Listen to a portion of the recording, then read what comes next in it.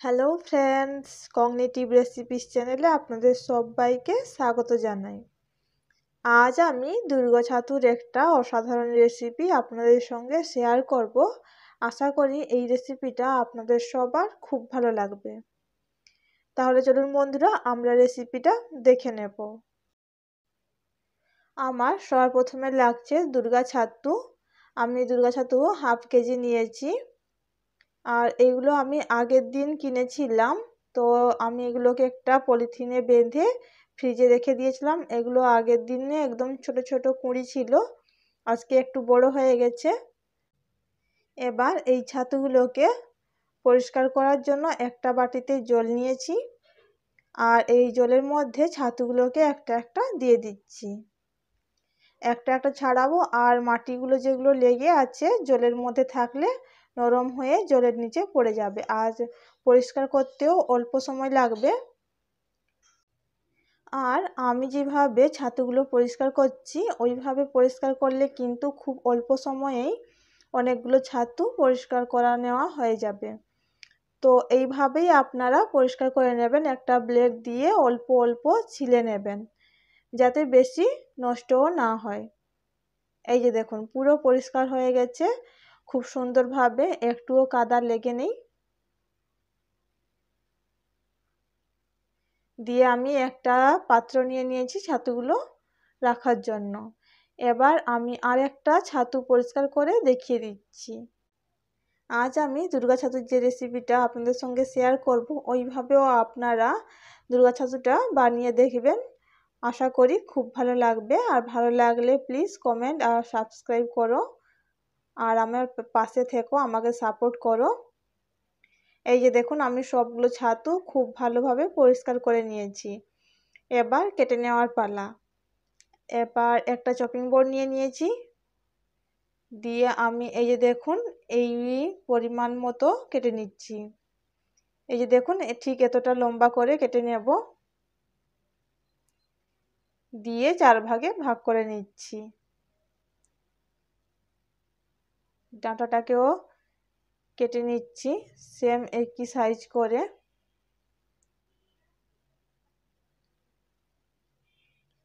আপনাদের বোঝার সুবিধার্থে আমি আরেকটা কেটে দেখিয়ে দিচ্ছি।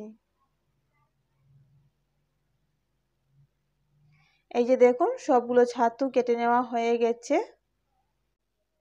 ছাতুগুলো ভেজে নেওয়ার আগে আমি আরেকবার জল দিয়ে একটু ছাতুগুলোকে ধুয়ে নেব। যদি কোনো রকম কাদা থাকে তাহলে জলের নিচে পড়ে যাবে। আর প্রথমেই কিন্তু যখন কাদা থাকবে তখন কিন্তু এইভাবে কেটে নেবেন না প্লিজ, তাহলে কাদা কিন্তু ছাতুর ভেতরেই থেকে যাবে আর খাওয়ার সময় ভালোও লাগবে না। তো আমি যেভাবে ছাড়িয়ে পরিষ্কার করে নিলাম ওইভাবে আপনারাও পরিষ্কার করে নেবেন, তাহলে খাওয়ার সময় আর কোনো অসুবিধা হবে না। এই দেখুন, ছাতুগুলোকে জল নিগড়ে একদম নিয়ে নিয়েছি একটা থালাতে করে। এবার এই ছাতুগুলোকে আমি ভেজে নেব। তার জন্য আমি আগের থেকে কড়াইটা বসিয়ে দিয়েছি। এবার গ্যাসটা অন করে দিয়েছি। এবার কড়াইটাকে গরম হতে দিতে হবে। গরম হয়ে গেলে এর মধ্যে তেলও দিয়ে দিয়েছি। তেলটা গরম হয়ে গেলে এর মধ্যে দিয়ে দিচ্ছি কেটে রাখা ছাতুগুলো, আর দিচ্ছি সামান্য একটু পরিমাণে হলুদের গুঁড়ো, দিচ্ছি স্বাদ মতো নুন। এবার সব কিছুকে একটু নাড়াচাড়া করে মিশিয়ে নিচ্ছি। মিশিয়ে নেওয়ার পর আমি ঢাকা দিয়ে দিচ্ছি। আর এতে কিন্তু কোনো রকম জল দেবেন না। এই যে দেখুন, ছাতুগুলোতে কত পরিমাণে জল বেরিয়েছে, আর এই জলেই কিন্তু ছাতুটা সেদ্ধ হয়ে যাবে। আর আমি এইভাবে নাড়াচাড়া করে ছাতুর জলটাকে শুকিয়ে নেব, আর মাঝে মাঝে ঢাকা দিয়ে ছাতুটাকে সেদ্ধ করে নিয়েছি। এবার জলটা শুকিয়ে গেলে পুরোপুরি এইভাবে নাড়াচাড়া করে ছাতুগুলোকে একটু লাল করে ভেজে নিতে হবে, ঠিক এই রকম। এই পর্যায়ে আমি ছাতুগুলোকে একটা পাত্রে নামিয়ে নিচ্ছি। নামানো হয়ে গেলে আমি কড়াইটা পরিষ্কার করে ধুয়ে নিয়েছি। এবার কড়াইটাকে গরম হতে দিতে হবে। কড়াইটা গরম হয়ে গেলে আমি এর মধ্যে দিয়ে দিয়েছি 2 টিস্পুনের মতো তেল। এবার তেলটা গরম হয়ে গেলে আমি আগে থেকে আলুগুলোকে এরকম 4 কোনা করে কেটে রেখেছিলাম ছোট ছোট করে।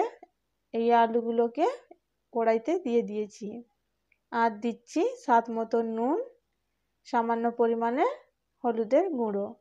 এবার হলুদের গুঁড়োটা দেওয়া হয়ে গেলে একটু নাড়াচাড়া করে নিচ্ছি আর ঢাকা দিয়ে আলুটাকেও আমি একই রকম ভাবে লাল করে ভেজে নিয়েছি।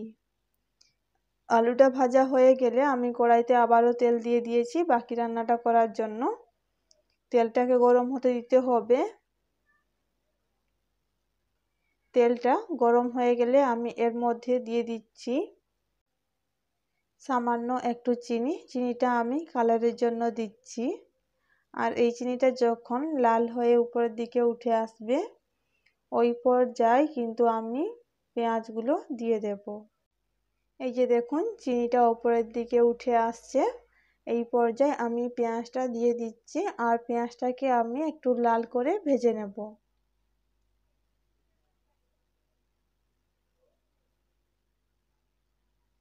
এইভাবে নাড়াচাড়া করে আমি পেঁয়াজটাকে একটু লাল করে ভেজে নিচ্ছি। বন্ধুরা, আপনারা এই রেসিপিটা অবশ্যই বাড়িতে ট্রাই করবেন আর কেমন হয়েছে কমেন্টে জানাতে ভুলবেন না। ভালো লাগলে প্লিজ আমার চ্যানেলটিকে সাবস্ক্রাইব করবেন। আমাকে অনেক অনেক সাপোর্ট করুন যাতে আমি আপনাদের আরও এই রকম নতুন নতুন রেসিপি আপনাদের সঙ্গে শেয়ার করতে পারি। এই যে দেখুন পেঁয়াজটাও লাল করে ভেজে নেওয়া হয়ে গেছে। এবার একটু নাড়াচাড়া করে নিচ্ছি পেঁয়াজটাকে। নাড়াচাড়া করে নেওয়ার পর এর মধ্যে আমি দিয়ে দিচ্ছি পেঁয়াজের পেস্ট। আমি একটা মিডিয়াম সাইজের পেঁয়াজ পেস্ট করে নিয়েছি। এবার এই পেঁয়াজের পেস্টটাকে দেওয়ার পর আমি একটু নাড়াচাড়া করে নিচ্ছি। পেঁয়াজের পেস্টটা একটু লাল করে ভেজে নেওয়ার পর আমি এর মধ্যে দিয়ে দেব আদা, রসুন আর শুকনো লঙ্কার পেস্ট। আমি এখানে শুকনো লঙ্কা দুটো দিয়েছি আর আদা দিয়েছি আর রসুন দিয়ে পেস্ট করে নিয়েছি। ঝালটা আপনাদের পরিমাণ মতো দিয়ে দেবেন। আর আমি ব্লেন্ডারের জারটা ধুয়ে মশলাগুলো এর মধ্যে দিয়ে দিচ্ছি। এই সব মশলাগুলো একটু নাড়াচাড়া করে এর মধ্যে আমি দিয়ে দিচ্ছি হাফ টি স্পুন হলুদের গুঁড়ো, হাফ টি স্পুন লঙ্কার গুঁড়ো, হাফ টি স্পুন জিরের গুঁড়ো আর হাফ টি স্পুন চিকেন মশলা থাকলে আপনারা দিতে পারেন। এবার সব কিছুকে আমি নেড়েচেড়ে ভালো করে ভেজে নেব আর দিয়ে দিচ্ছি একটা মিডিয়াম সাইজের টমেটো। এবার ভালোভাবে সব কিছুকে কষিয়ে নিতে হবে আর টমেটোটাও যাতে গলে যায় সেদিকেও লক্ষ্য রাখতে হবে।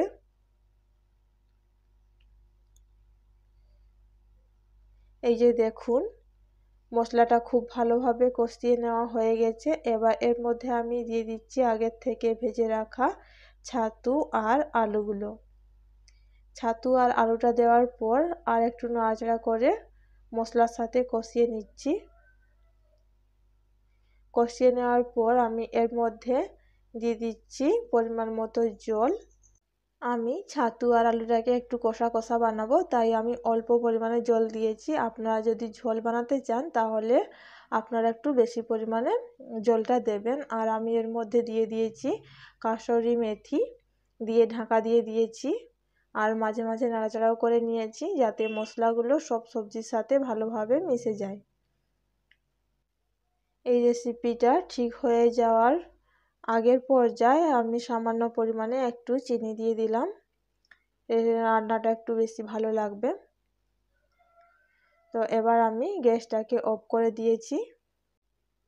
এবার ছাতু আর আলুর কষাটাকে সার্ভ করে নেব। আশা করি আপনাদের এই রেসিপিটা ভালো লেগেছে আর আপনারাও বাড়িতে এইভাবে ছাতুটাকে বানাবেন আর কেমন হয়েছে খেতে কমেন্টে জানাতে ভুলবেন না। ভালো লাগলে প্লিজ আমার চ্যানেলটিকে লাইক, কমেন্ট আর বন্ধুদের সাথে অনেক অনেক শেয়ার করো। তার সঙ্গে প্লিজ আমার চ্যানেলটিকে সাবস্ক্রাইব করে পাশে থাকা বেল আইকনটি প্রেস করবেন যাতে আমার নতুন নতুন ভিডিওগুলি আপনি সবার আগে পেয়ে যান। সবাই ভালো আর সুস্থ থাকবেন। দেখা হচ্ছে পরের কোনো একটা নতুন রেসিপি নিয়ে। নমস্কার।